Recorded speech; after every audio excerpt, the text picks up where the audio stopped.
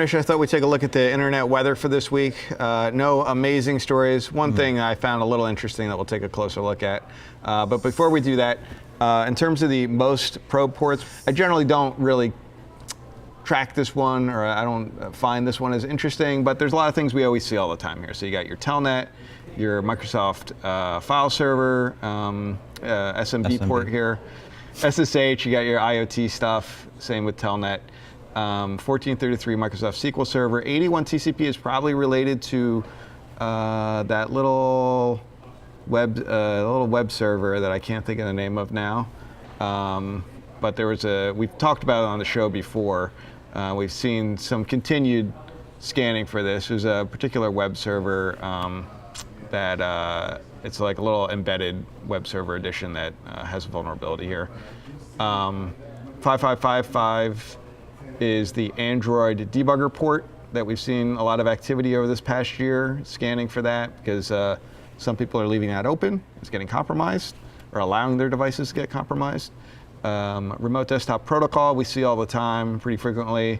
This is probably just ancillary traffic related to scanning activities, web, and then FTP.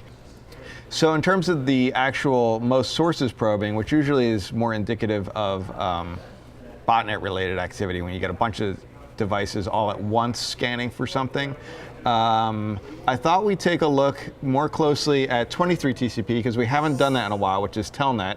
The Android debugger port we'll take a closer look at.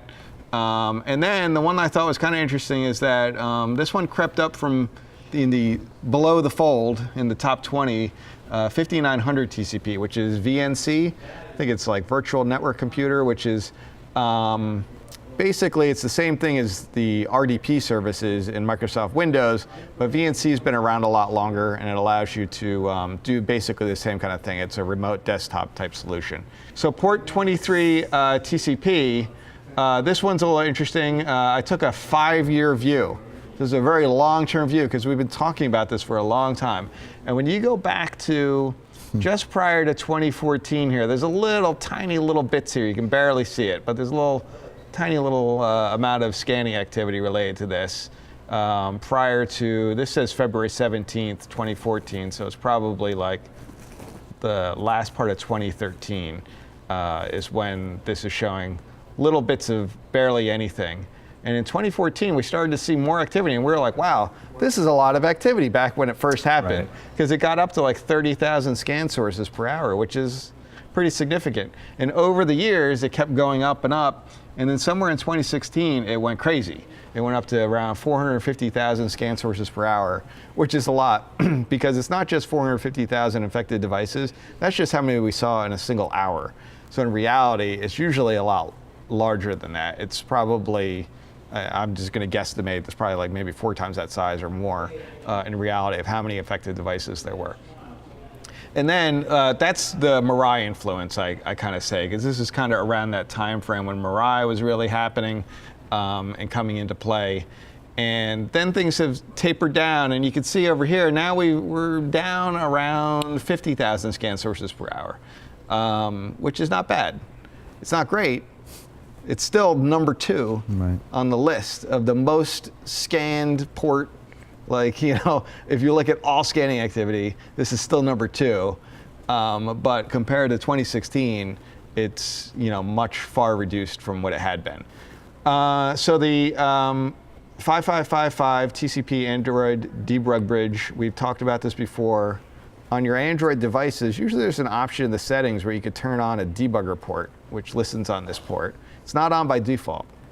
But if you do, you can, with your computer, connect to it, and you can kind of, just like you can with a lot of other debug services, debug actively running programs, make sure it's working right.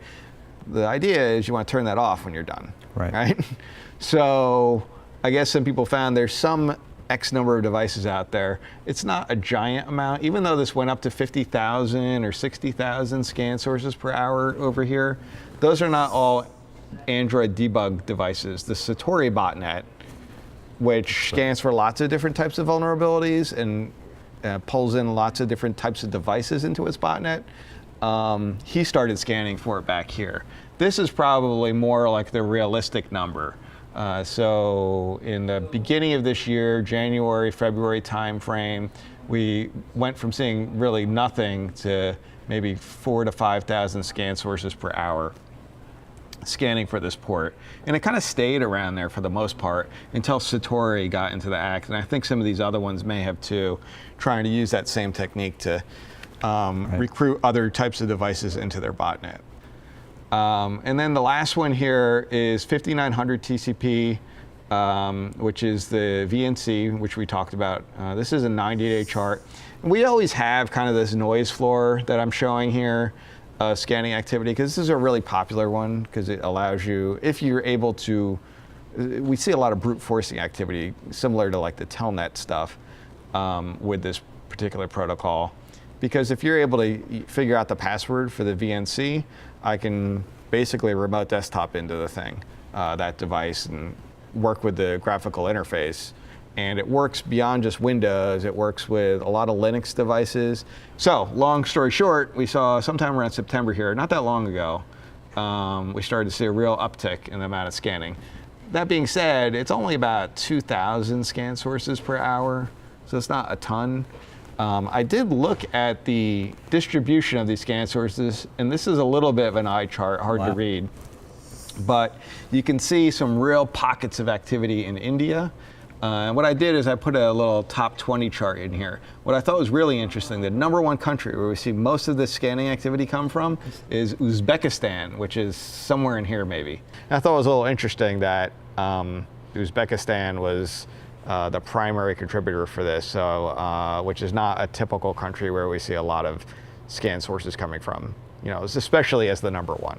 I took a look at some of these devices. I couldn't find anything that stood out to me as like some common type of device based on like looking in Shodan. So I'm not sure what this is all about just yet, but I suspect there's probably some sort of malware or something behind this that's telling all these devices to scan for this simultaneously. VNC is a very old protocol that's been around for a long time.